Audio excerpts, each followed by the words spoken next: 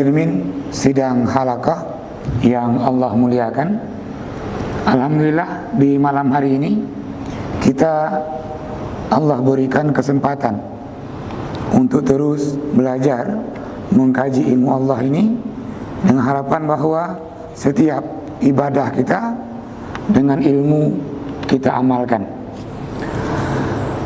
Pada pertemuan sebelumnya kita sudah mengkaji tentang persiapan menghadapi kematian, karena itu pasti yang hidup pasti ada batasnya. Maka pada kesempatan sebelumnya kita mengkaji ini, apa yang kita amalkan, yang kita persiapkan sebelum ajal menjemput kita. Untuk kembali mengingatkan jemaah, saya ulang ini ayatnya. Kalau Allah Ta'ala, wa anfiqu mimma razaqnakum, kata Allah, nafkahkanlah, infakkanlah rezeki yang kami berikan, qabla ayyatiya ahadakumul maut, sebelum maut datang menjemput. Fayaqulu, lantas calon mayit.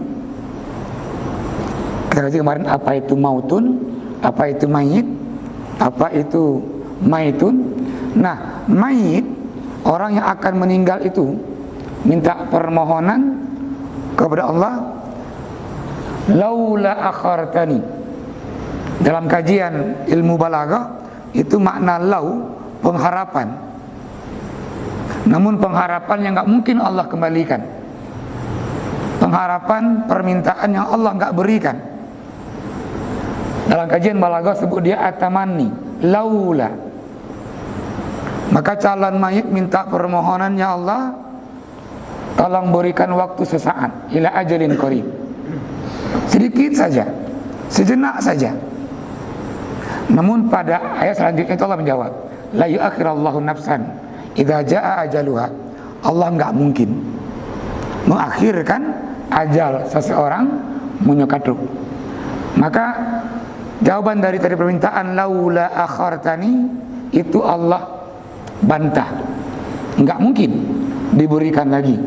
Namun jikalau ditanya apa permintaan calon mayit, laula akhartani ila ajalin qarib, maka si mayit kalau diberikan waktu sedikit saja, dia katakan fa'asaddaqa, dia akan bersedekah. Maka orang-orang yang masih hidup,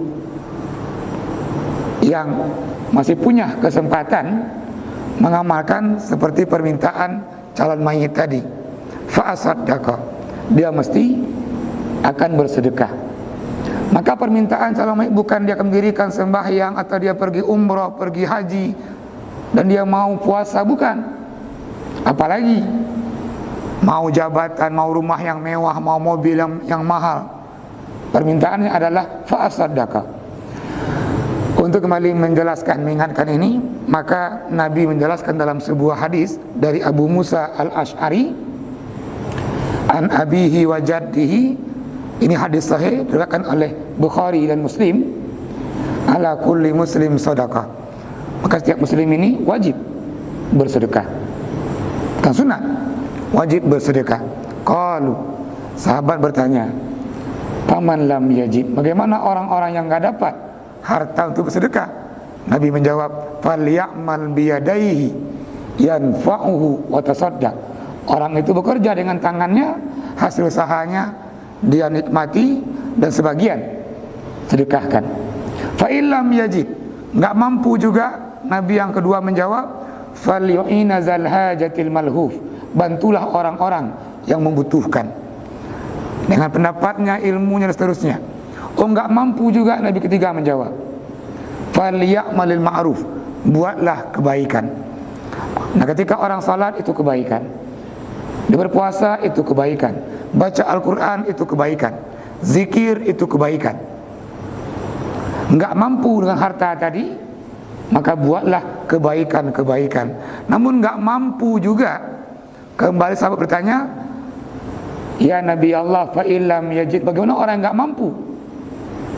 Nabi terakhir menjawab, ayyakuffa anisyar, maka orang itu menahan dirinya untuk tidak berbuat kejahatan, untuk tidak menyakiti yang lainnya.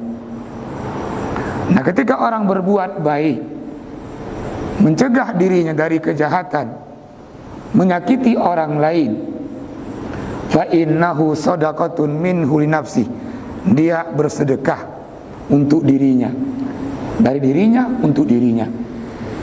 Maka kalau begitu, di penghujung ayat calon mayit memberikan permohonan lagi, wa akun minas shalihin, kami akan jadi orang-orang yang soleh. Siapakah yang soleh?